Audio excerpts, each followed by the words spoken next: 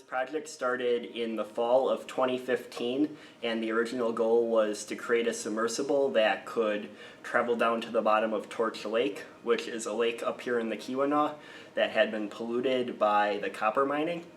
And the hope was to give this submersible to the Great Lakes Research Center so that they could be able to take soil samples or do other work at the bottom of Torch Lake to check on the environment. Last year, a fully functional submersible was tested, but most of the parts in the submersible were temporary so that it could be fully tested at the end of the year. The goals for this semester are to upgrade those temporary parts to parts that are stronger, but we are not currently going for the 300-foot goal due to cost. And also we are this semester adding a formal control system instead of using command line commands over SSH link into a Raspberry Pi that's controlling the sub. And we are also, one of the major goals is to add an onboard power system. Well, the structure of the submarine is made up of multiple aluminum rods with connectors in between to make a basic frame that is very adjustable and adaptable to whatever needs may be. And it uses two PVC pipe ballast tanks on the side that it fills with compressed air and water depending on if it's rising or lowering. Submersible is currently controlled by a combination of a Raspberry Pi and an Arduino, which are both microcontrollers. It also has onboard a series of boost converters and buck converters to regulate the power from either an outboard tether provided by, say, a boat or an onboard battery.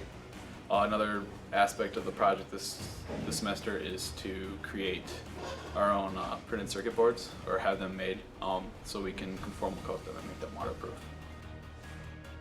It has been tested several times in a pool testing environment under ideal conditions. The unique aspect of this particular submersible design that's rare amongst submersibles of this size is that it actually has outboard ballast tanks as opposed to using foam blocks for buoyancy, and this allows us to adjust our buoyancy on the fly so that we can take soil samples up to potentially 50 pounds of dirt. What makes our submersible unique is that it is comprised of a modular design using aluminum strut, so that any sort of scientific instrument could be easily attached to it and integrated into the system. Along with that, the submersible operates in a vertical orientation, unlike most submersibles.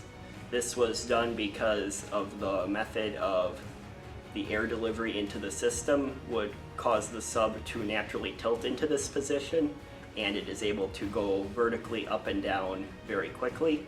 The most unique feature about the submersible project is when it's trying to take samples, it is using a core sample technique, which has not been employed before with research techniques. Some of the tools we use are Visual Studio for creating our graphical user interface, which will control the sub. We are also using Multisim to simulate our circuits before placing them on a PCB, and we are doing our PCB design with Eagle. This is my first time being a project manager for any project, so I am learning leadership skills and project management skills, mostly how to manage a team effectively and always make sure everyone has work to do on the team and utilize everyone's potential to their highest. Being on this project, I was able to convert my theoretical schoolwork into an actual system that works, and it's satisfying to watch this little vehicle drive around in the water. This project is a good project and deserves funding because we are doing something fairly unique in the way that we're able to send this submersible down as deep as we want to, and because it serves as a platform to be able to expand on and teach students how robotics work. The final goal to the project is to add autonomous functionality to the submersible so that it can do operations without having to be continuously manually operated.